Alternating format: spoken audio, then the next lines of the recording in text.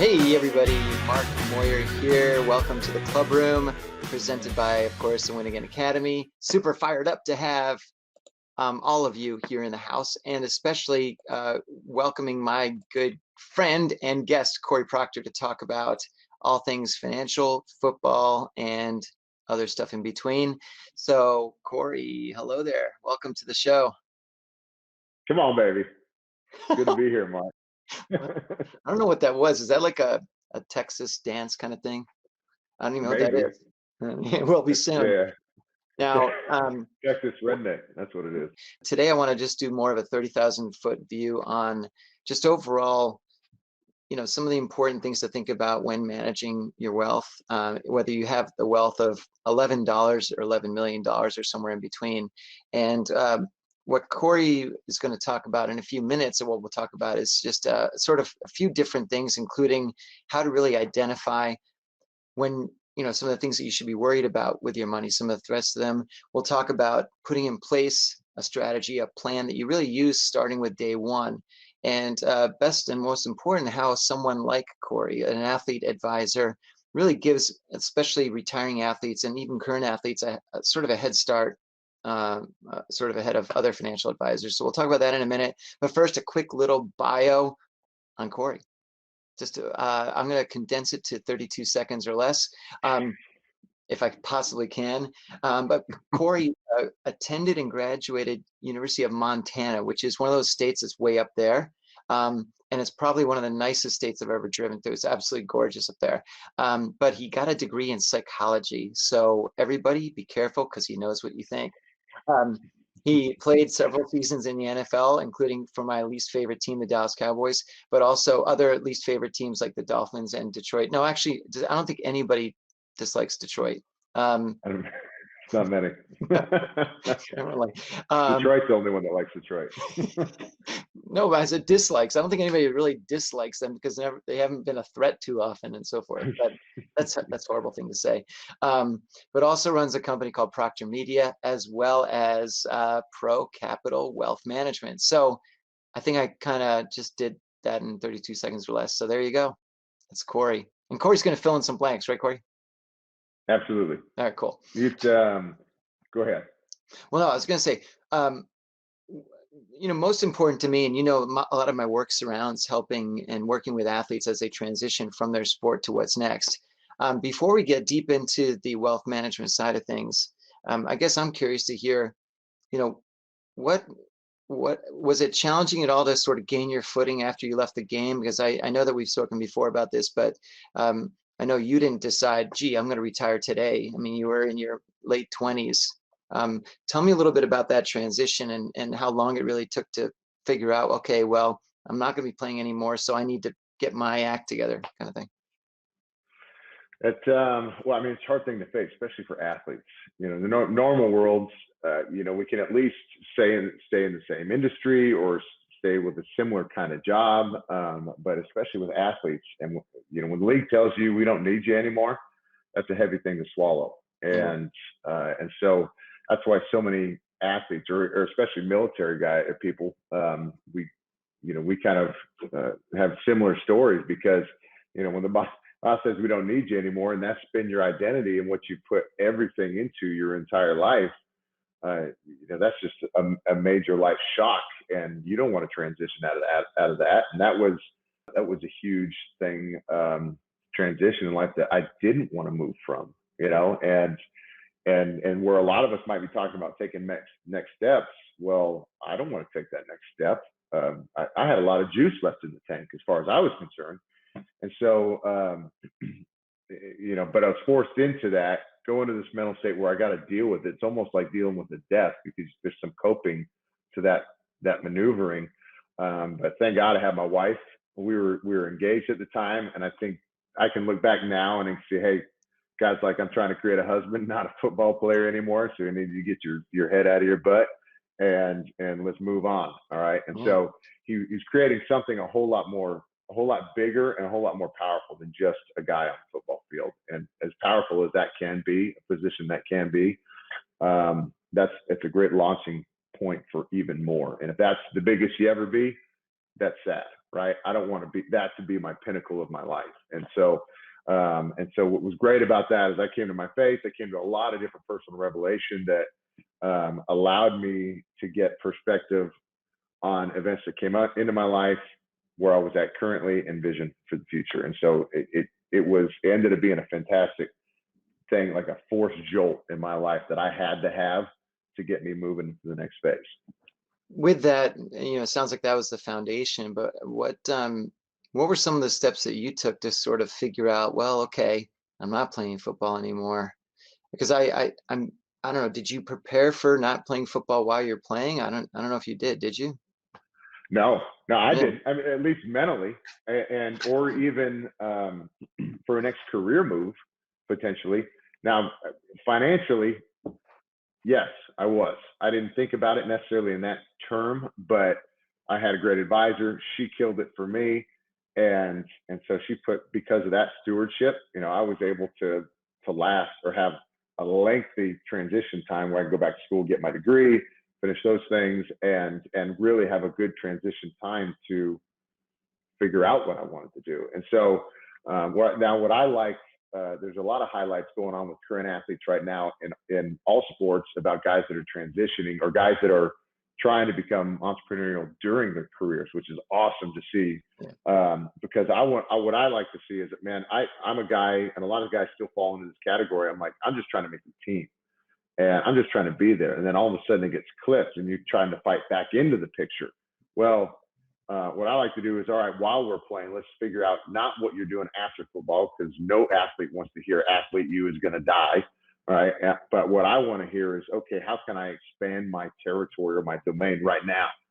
And how can I get more streams of income or more market power or more marketing power, developing my brand as this individual of Cory Procter, whatever I want to develop, while I'm on the spotlight, while I'm on the stage. And that's a different conversation, expanding your territory while we're in the league, versus you got to figure out what you're going to do.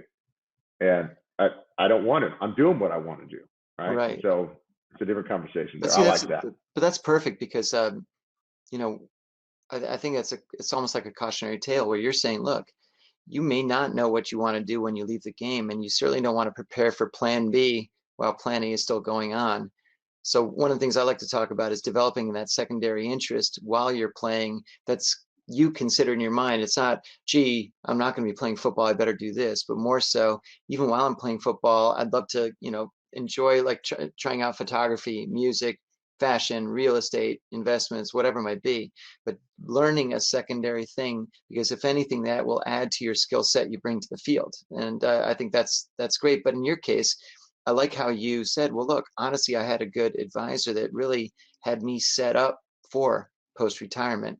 And that's something we'll talk about in a few minutes, because that's the whole point here, is that if you have some of that flexibility that allows you that time to really grow into what you want to do next, then that's a good thing. Because as we know, we know too many stories of athletes who they leave their sport and they just fall off the deep end. It's just it's horrible. They they lose that whole the daily routine, the reason for waking up every day. They lose that whole sort of the momentum of everything that kept them going while they're playing. So great. So with that said, I know you've tried a couple things after you played and you went back to school and so forth, but tell me a little bit about how you decided to land into wealth management. What was it that made that appealing to you?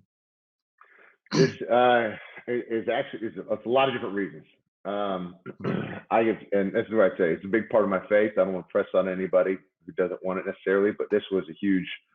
I want to say, as soon as I got locked in with my faith, I became a massive consumer. I was always this guy I was a great worker. Had a great work ethic. I was where I was supposed to be when I was supposed to be there. I rarely made mental errors. I was smart. I knew the offense. I knew what I was supposed to do. I was a guy you knew what you were going to get, right? And I'm like, I know I can rely on Cory, but it's not like I had substance, not like I had an overflowing cup of information. And when I got into my faith, was all of a sudden this fire clicked on. Where like, man, I should start eating like crazy And all of a sudden because before I wasn't necessarily, I was smart, but I wasn't a crazy student of the game. And then post football, and it was messaging, it was financial, it was all these things that I was already engaged in. And I had been learned up to a great degree from my old advisor. And so I used to pepper her to death. I was super frugal by nature from where I came from my parents. And so Marco Rivera, who was one of my mentors playing ball, he was the first guy sitting next to me. He was like, "What are you doing with your money?" And I'm like, "What are you talking about, man? I'm watching this thing stack up in the bank. I'm doing good, and I'm not touching it." But at the time, I couldn't even grasp the concept that cash is unless whatever your goals are, but cash long term is a losing game, and you got to put that to work. So that's where he introduced me to my gal, and she was great and would learn me up, and I'd pepper her to death with questions, and she handled it like a champ, and she would answer everything. She didn't have an answer. I loved speed, and she got back to me within the day and would have an answer. And so because of that, we had a great relationship. And so, but because of that, I learned up in a great way, and I silently started building this acumen in my own portfolio that led to other conversations. And I was in sales, and it was my first job outside of football for a while. And I got tired of getting capped out. Anybody who's been in sales before can understand that. They change commission structures every 2 seconds. But I like answering to my clients. So those are my people. And I don't want to be held captive to anybody or any product or anything. They're buying me. And if you're buying me, I'm making the recommendation. And so I'm going to be the one to answer to whatever question or problem you might have. So I'd much rather have that, because I can handle that position rather than somebody else telling me what I should be selling you.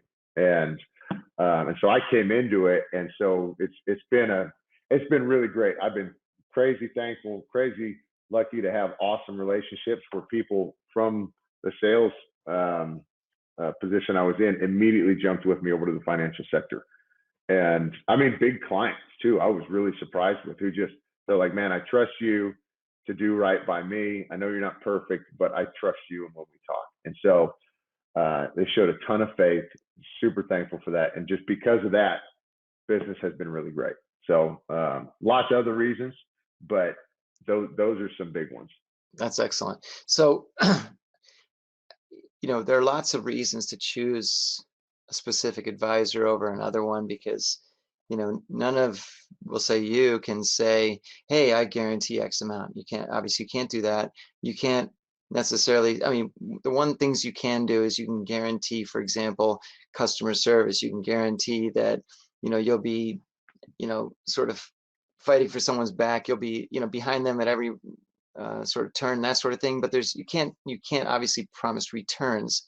So what are some of the things, Cory, that you might say to somebody that maybe doesn't know you that well, and they're interested, and let's say they're an athlete right now, and they're hoping to get, their money with somebody? I mean, what kind of conversation would you have with them? Well, it depends where they're at. So same thing. I'll pepper you with questions. I see where you're sitting at. And if you ask me, like, "Hey, what should I be looking for?" Okay, first, let's check it. Let's check the source of information by someone who you already trust. And so, like the last 2 years, Cowboys have brought me in. Our player development guy there has brought me in, and so his name's Brian. And so I tell the guys the same thing. I go, "Listen, a lot of people are going to be hounding you like crazy. Brian's a guy you can trust, right? He's internal. He's with the team. He's been doing it forever." I go, "Don't check it by the guy in your family who has never invested anything in his life, right? Because you trust him doesn't mean he's a worthy source." Right. And so it's the same thing, right? Look, I'm not going to go to typically I'm not going to go to financial advisor for spiritual advice. I go to my pastor for that, right? Somebody who knows the book, all right? In the same way, I'm not going to go to my brother who's been working on the docks his entire life for financial advice either. He might be able to plant a seed, which is great, but I'm not going to say, "Hey, what kind of stocks or what kind of funds should I be putting my money in?" Well, he doesn't. That's not his craft. And so I'm going to, if people that trust, is check your source by somebody who's trusted, who has resources in those areas, who's been around a little bit. And so that's what I tell them first. I'm like, if you're looking at me, I say, go research the person. Google, you can Google anybody, right? Check their social media, check to see if there's somebody that aligns with your values at all. If you might even dig on them for a little bit. I want somebody to win for me at all costs, for sure. But I want somebody, if they're going to have this intimate detail into my life, I want to like them at least somewhat, you know? And so for me personally, what I share with guys is like, what separates you? I got this question the other day. What separates you from a guy from Edward Jones or from a bigger house? And I go, well, practically I'm independent. I mean, same thing I said earlier. I'm not held captive to anybody. So I'm the one making the recommendation, not a boss telling me what to recommend.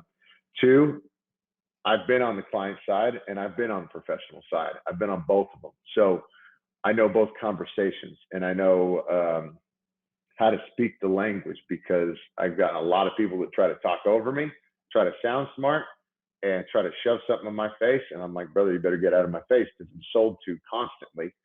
And so I can speak the language of how I want to be spoken to when I'm talking about any sort of accounts or what's going on with my money. And so, and that, you know, that's a little bit of a gist. And then I like to share a lot, even my background. I mean, I come from a split family. My folks divorced when I was 9. They're both remarried.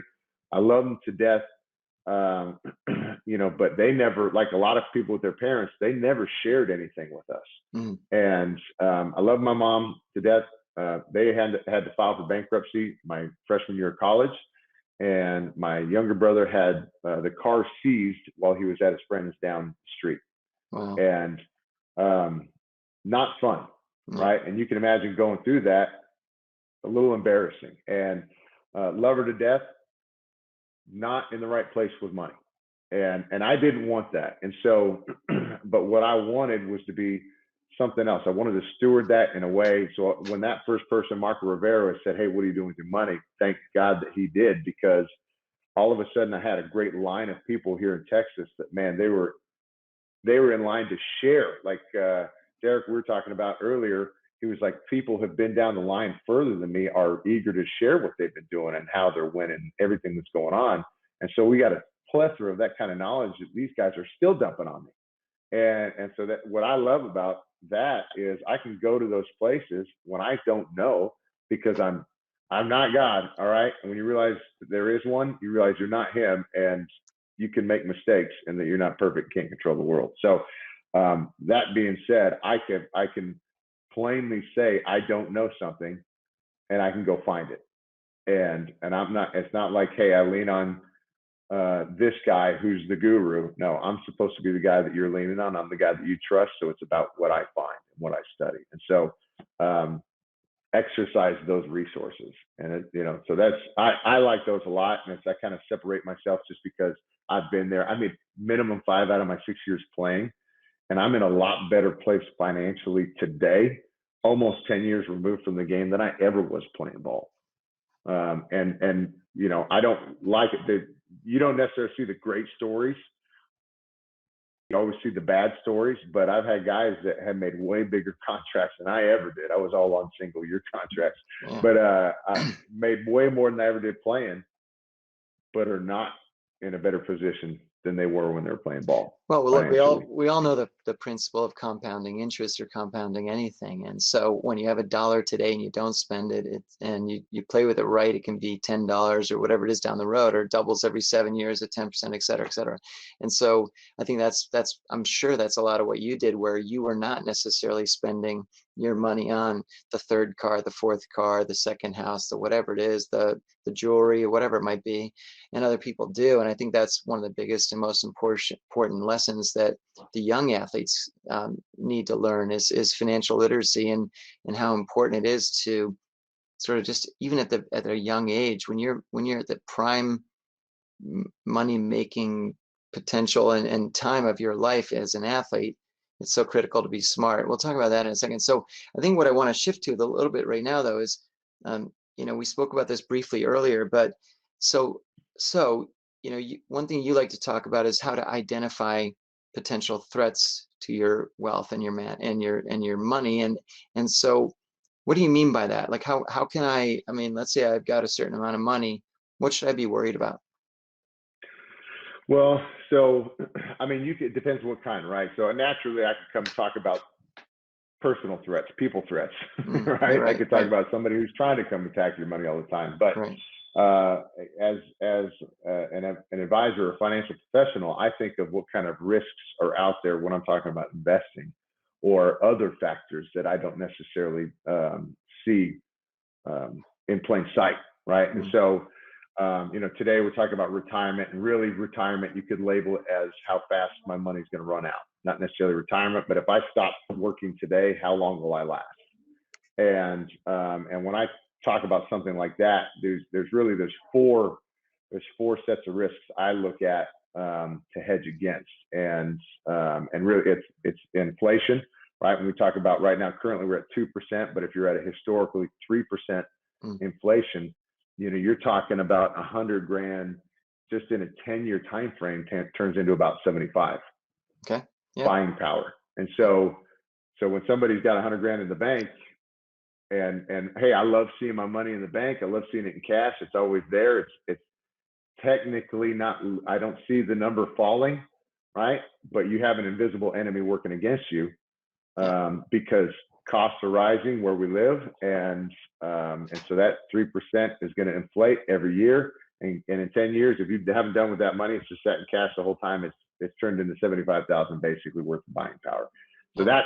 that's something. So okay, the purpose of investing is like I want to beat inflation or match it, and then I want to get my money working. So I look at that. I look at taxes, because Mr. Uncle Sam wants to take his cut from everything we do. Longevity, how long do I need to make this thing last? The big thing we're facing right now, got a lot of you guys hear about Social Security. Well, Social Security is not made for 30 years to be on like it was originally made to back when it was introduced. And so now we're talking about living, if you're retiring at 65 or 67 or 60, the average life expectancy is 85, mid 80s for our people here in America. So if I'm looking at 65, 20, I got a plan for 30 years, because there's a whole half of the nation that's living past 85. Yeah. And so you're talking about longevity, making it last during that time while you're hedging against inflation, taxes, and then if you're invested, bad returns. If we have a down year, it's called sequence of returns risk. But if we had bad timing and we retired on a market down, like during the financial crisis, we're setting ourselves up for potential bad situation or a storm. And so, like, those are some things that, as a financial guy, I got to look at. You might not be thinking about. You're like, man, I want to retire on 60 or 100 grand, and that's going to be money when I'm good. Well, that looks like money today, but that's a totally different story. It is, 20 years from now. Right. And so those are some of the things that I start looking at when I start analyzing. Okay, what's somebody's goals? How much money you got, and what you're making, and can we make that last? So earlier we talked about the sort of the the concerns about having a family member handle some stuff. Unless I guess they're already a CFA or whatever it might be, as somebody who's a CMP, blah blah blah. But what are a couple of red flags that sometimes people may not see? They sound like a great idea and they're not. I mean, what if someone approaches me and says, hey, this great penny stock or this real estate or whatever it might be. I mean, some people out there, including athletes, they're easily sold into stuff. What are some of the ways that, aside from Googling, I mean, what kind of ways do I have to sort of prevent that sort of thing from happening to me? So if you're talking about a financial professional, anybody can go on FINRA and they can go research a guy's history or person's history. So you guys can do it with me. It's on my website. By law, has to be there. It's part of this industry is a ton of red tape, totally regulated like crazy. And so everything's out there. It has to be out there. So you can go research people on purpose, see if they got any complaints against them, see what issues that have been out potentially, Same thing, research their social media, right? And if you can't get much off of that, go check a few different people out. Mm. And if you get a good spirit about somebody, that's totally different than being told all the right things that you want to hear, right? And so I would go there first. Now, okay, after that, if you're having some conversations with somebody, challenge them. If you don't know what something is, especially if you're new to that space, or if it's a new product you heard of or whatever, like penny stock, challenge them on it. Why is this good? And if they can't explain it, then you're not going in it. And that's what I share, everybody. You can't understand the investment you're a part of, you're not going in that thing. And at least an overarching goal of it, right? And so, but you'll have people that come up like, all right, some situations like that, I want to buy options, I want to do some different things. Well, I got to, same thing, I got to know what kind of risk that, what happens in that, or the difference between public and private.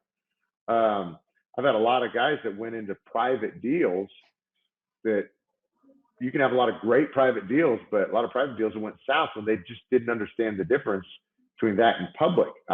Personally, I stay public. Why? Because myself included, or any of my people can sign in. They can sign into my account anytime I want to see what my money's doing, versus calling down to Bob's Burger Shack and yelling at Bob like, "What's happening with my money?" And there's, it's harder to gauge that stuff. So, but when other issues that you'll see, especially in this industry, and there's a lot of opinions. So I have them just like everybody else. But when there's a lot of, I'd say from what I see, there's a lot of insurance salesmen that dress themselves up as financial professionals. And I'll come across this lots where there's a lot of people that want to sell just permanent life policies, and they call that building wealth, and it is not. And it might be a part of the picture, but it's not building wealth. It's a vehicle for a purpose. And so I had this several times during this pandemic, a lot of people analyzing their stuff. And I'll have one guy with 7 different whole life policies from Northwestern Mutual or something. And I'm like, what is the purpose of this? And usually they're like, man, this is just, my guy told me to do it. Well, if you can't outline at least the goal or the purpose behind it, then you shouldn't be in this. And it's okay to have refreshers. That's fine, right? Your nose is down working, but you should have a general idea why. And if you don't do that, you need to have a second opinion on some things. And so, and I would say, especially when it's your hard-earned money, you deserve that. And so get checked. Check several people by this. This happens to me all the time. Somebody's like, man, I'm talking to you, but I'm talking to 2 other guys. I go, good. I don't want to be your end all. So look, real quickly, before we go much further, I just want to say, if any of you have any questions, make sure you pop it in on your screen. You'll see on the right, it says Q&A. Throw it in that section instead of the chat, so we can all see when there's a question. So moving forward, I know you're biased because you're a former athlete, but why should I, and don't take this the wrong way or something, why should I pick you over somebody who's the Harvard MBA, like the financial sort of quote expert, that kind of thing? And I mean, I have an idea why, but I want you to give me a sense of why I might, let's say I'm either a current or former athlete myself. Why would I want to pick you? Because I've been there. I've walked through all of this myself personally. And especially the NFL, the league, my own league benefits that we get. Our league benefits office doesn't like me very much right now, because same thing. I beat them to death. That's good. So, with questions, with workarounds, and so like I make sure I squeeze the blood out of the rock to get the most out of those benefits that I can for myself, for my wife, for my kids. And if I don't walk through that personally with my own money or with my own effort, there's not a lot I can advise to the next guy about. And if you have a guy that's never walked through that, now I'm not going to say there aren't guys that can't. There are, for sure. But I've been through it personally. I mean, why is testimony so strong? Why is story so strong? Because if I have a story that relates to yours, Mark, I want to talk to you about that. What did you feel going through that? How did you rectify it? How did you fix it? How did you maximize it? And so I've done it. I've walked through that. That doesn't mean same thing. Doesn't mean I'm perfect. Um, I've made plenty of mistakes, but same thing. I will squeeze the blood out of the rock when it comes to benefits for my family. When they're in, when it's available, I'm going to get it. And so, if you're wanting a guy, I want somebody who speaks my language with a similar background, who knows what's going on, who, hey, took 5 years minimum pay and turned it into his own contract money. That's what I'll take. Now, one thing to point out, and I know you know this, is that you know, spouses and parents of athletes often handle a lot of the responsibilities while the athlete is playing, and even when the athlete retires, and they handle whether it's the bills, whether it's the finances, whether it's legal stuff, real estate, insurance, everything else. And I think sometimes people kind of forget about them a little bit. And is that something that, I mean, how can you attract or reach out to again the the other half of the equation, which is you know, a very critical half of the equation, sort of the, again, the spouses, the girlfriends, the wives, the whoever's, the mothers, fathers, etc. How, you know, what do you think about that? And do you feel that they're usually, do they match up with a lot of what you're trying to say? Or, I mean, tell me about those relationships. They're good. And I actually tell anybody, like, if you're trying to get in the athletes or the athletic space at all, it's okay to talk to the athletes, but that's not your focus. Focus on the people that are around them. That's why, like, and I learned this from my doctor. I got a whole lot of surgeries under my belt. And so my orthopedic surgeon is Jimmy Andrews out of Birmingham, Oh Alabama. yeah, This guy has 3 different clinics. He has one here in Frisco, Texas, Birmingham, and Pensacola. I've had surgery in 2 of those. All right, several times. congratulations, I guess. I don't know. Yeah, sort of. But he's also the head orthopedist for the Washington football team now, Auburn. And this guy's he's one of the originators of the Tommy John surgery. This guy has a book of business that is insane, right? Yeah. When I had to come back for all these surgeries and Megan, my wife, was there, this guy would walk in the room. He'd look at me for 1 second, look over and see Megan there, and turn hard left and go talk to my wife first. And so what do you think happened? In a world where the athlete gets almost all the attention, everybody wants to talk to athlete. He made my wife feel like $1 million. And as much to the point where I had a close friend of mine, because I had an infection from surgery, which was part of the contributing factor to me not playing anymore. And I had a close friend that was like, you need to think about suing him, because that was the end of your career, cost you career. And I remember even at that time talking with Megan, I'm like, no way. This guy went out of his way to identify and value my wife. And there were some other things that he did. Called me on a Sunday, come out of church, told me he was praying for me. I mean, like, there's some different factors that set you apart. And so what I take from that is, look, I engage the wife on purpose. I engage the agent. I engage the parents. I engage everybody, because those are heavy contributors to the decision that this guy's going to make about who he allows in his life. And the same thing, if your wife likes me, that's a massive endorsement for you, right? And so I go out of my way on purpose, because so many times the wife gets left out. I'm like, how you doing? And what's going on with you? How you handling this? Because I know there can be some weird stuff that goes on around that, and a lot that doesn't go unnoticed, and especially when it's genuine. Yeah, well, you know, it's funny, and my guest recently, JR Tolver, said, talks about having the right people in your huddle. And I think that's a great term to use, the huddle that surrounds you. You're the quarterback, but you've got really important people in that huddle. And obviously, again, a spouse, or you know, your significant other, or whatever it might be, family member, that's almost like your advocate. It's your person that's really, they're the persons to really bond with. So that's, I'm glad, I know you see the value in that, but I think a lot of times people in your line of work don't see that, and they just go straight for the athlete, and that's a big mistake. I think you're right. The hard left turn is a smart turn to make. So that's great. So in terms of the um, we've covered a lot of ground. We've talked about how to identify threats to your money. We've talked about how to really be smart from almost day one. And I think for a lot of athletes, day one really happens almost like day -1, like that, almost preparing before you get that first contract, right? I mean, tell me about that. Mm-hmm. Well, here's what I like. If you're really, it should start at home, day one. I mean, if you're a guy like me, man, I want to leave a legacy for my children's children. If I have money, wisdom, and messages that are lasting beyond my grave, I've hit my goal. And okay, financially speaking, if I've set up and I'm legacy that's in, like an empire of the Procter name, bigger and bigger, and I've taught my children how to do what I'm doing and teaching them to expand that even more. You see legacies like the Jones family with the Dallas Cowboys.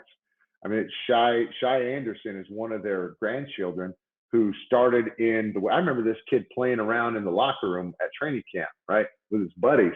And he started in the equipment room, learning that position all the way up to right now where he's, close to 20 years old, I think, but he's working in the player personnel department where he's learning the crafts. And I remember asking him, like, are they grooming you to take over? And he just kind of nodded. I'm like, that's the coolest thing I've ever heard. And same thing happens financially, man. If I teach this girl, if I leave an awesome legacy, I'm not just setting her up to just have a bunch of money, my daughter and my son, not just have a bunch of money, but a massive base to jump off of. Right. And so you're like, all right, the power of compounding. All right, I can compound a lot of money in my lifetime. But what if I spread that over several generations? And I've taught them to do that. Well, now you're taking 100 grand and you're turning that into several million. You could potentially turn that into a couple million in one lifetime, but several million over several lifetimes. And that's a big deal to where somebody's living off that, and you're creating gifting opportunities, you're creating life-giving opportunities, you're creating that stewardship where, like, now they're a gift to the world rather than taking a whole bunch. You know what? I love that. I just thought of something that's based on what you're saying that I think could be a really new, cool measure, and that's compounding knowledge.